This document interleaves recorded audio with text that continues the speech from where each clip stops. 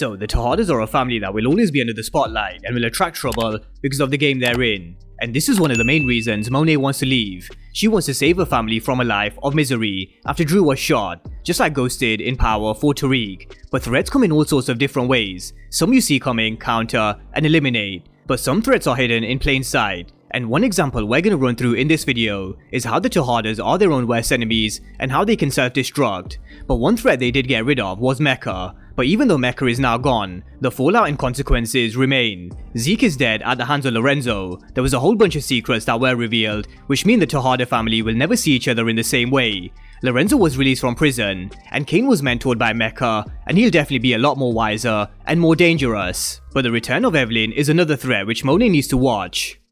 Consequences of the life. We all know the rules. Anyone who violates is at risk.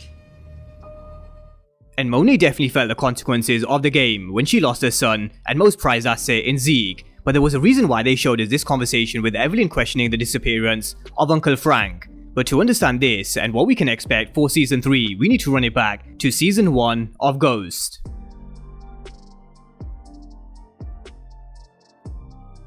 Now, we know Uncle Frank was a snitch because of how quickly, quietly, and under the radar he got out from prison. Tariq knew it, and Monet knew it, and I'm sure if Lorenzo knew, he would have given Monet the heads up Uncle Frank was coming back. It was also confirmed he was a snitch when Ramirez gave Monet the snitch papers, but this was after Kane had already killed him.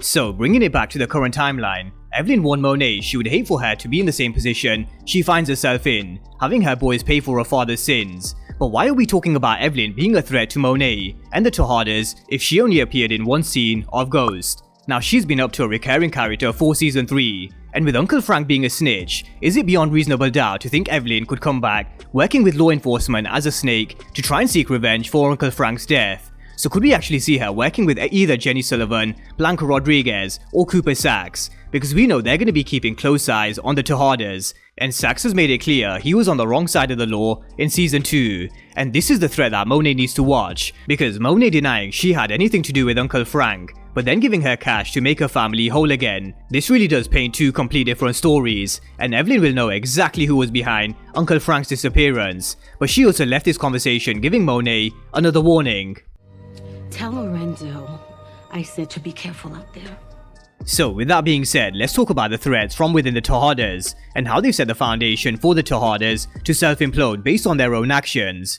Now, Lorenzo being released from prison was teased ever since Season 1, and this really was a game-changing moment for both of them. Because what else has been clear is Lorenzo and Monet are two very similar characters, in the sense they like control over their organization, as well as their kids. But Monet's mind really shifted when it came to the business because of what Drew went through, so she wanted the family out of the game. But for Lorenzo, the game is everything, and he made it clear he'll never live off another man. But Monet's initial plan didn't even include Lorenzo or Kane, and this raised questions with Drew and Diana, which really had a snowball effect with both of them going behind Monet's back. Now, Diana was making moves with Effie and Tariq, as well as working on Lorenzo's release, while Drew was doing his thing with Ev.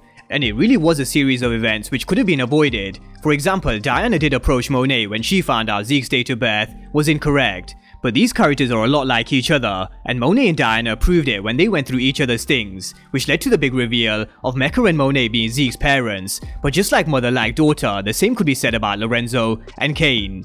Kane's always been someone who makes these impulsive decisions by acting first and thinking later, and Lorenzo did the same when he killed Zeke. So I guess you could say like father, like son, because there really was no thought process behind his decision to go after who he thought was Mecca. And this really is the beginning of Lorenzo's downfall, because I don't see how both Monet and Lorenzo survive come the end of Season 3. Something's gonna have to give, especially when Monet finds out the truth behind Zeke's death. Now of course, there could also be something that brings them together and makes them even stronger, but we all know better because this is power. So families will be broken, secrets will be revealed, and there will be betrayals, with a death or two that will completely change the dynamics of the Tejadas. So as we talk about Lorenzo and Monet setting the standard, Kane's been nurtured from a very young age. In a way, he's just a muscle to the Tejada organization, which makes him very unpredictable when he does try and make strategic decisions. But going into Season 3, he's going to be a lot more dangerous more than ever, because he spent a full season being mentored by someone deceiving and manipulating like Mecca.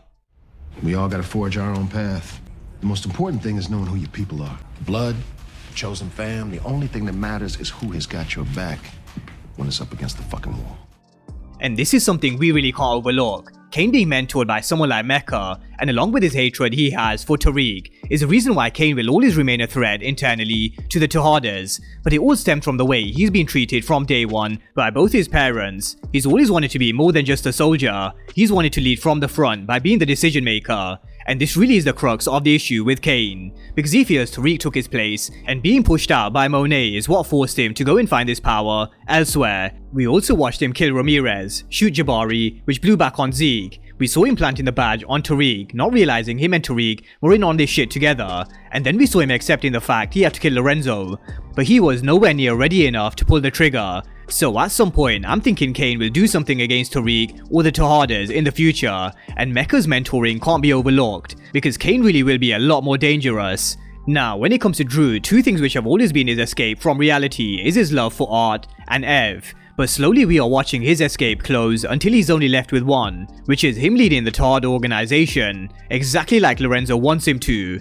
Now him being shot was a turning point for his character to really turn into a savage, where he said he was done withdrawing, he was more colder, and it showed when he pulled the trigger on Kino and when he killed Lil Guap. Whereas in contrast to season 1, Drew was definitely a lot more hesitant, but not anymore, because Lorenzo taught him no loose ends, but one loose end which remains is Ev, and he's the threat from Drew's side, because he showed us his weakness when he was tasked to kill Ev, but he couldn't go through with it. And this is something that will definitely come back to haunt them, because he knows way too much, and I can really see him being pushed by law enforcement to give them information, which will only result in a consequence for the Tejadas, and only then will Drew wish he dealt with Ev. Now, when it comes to Diana, she already blew the family secrets wide open once before at the dinner table, which really did set things in motion, which had a snowball effect for Carrie and Zeke's death. Although a lot more factors were at play, and the blame could be looked at in different perspectives, Diana did play her part. Now she's also someone who wants to do her own thing, and approaching Effie to teach her how she does what she does was her taking things into her own hands, because she's done taking orders from Monet. And this relationship really has taken a turn, with Monet threatening to kill her twice, once when she went behind her back with Lorenzo's release, and then when Diana blew up her secret, which she kept for 20 years. So I really don't see this relationship ever being the same, and what won't help this situation is Tariq, who could really use Diana as a weapon against Monet. So someone who still has a huge role to play when it comes to the Tejadas is Tariq St. Patrick. Kane? He replaced Rico's work with Sugar just to get you to take him back. Drew?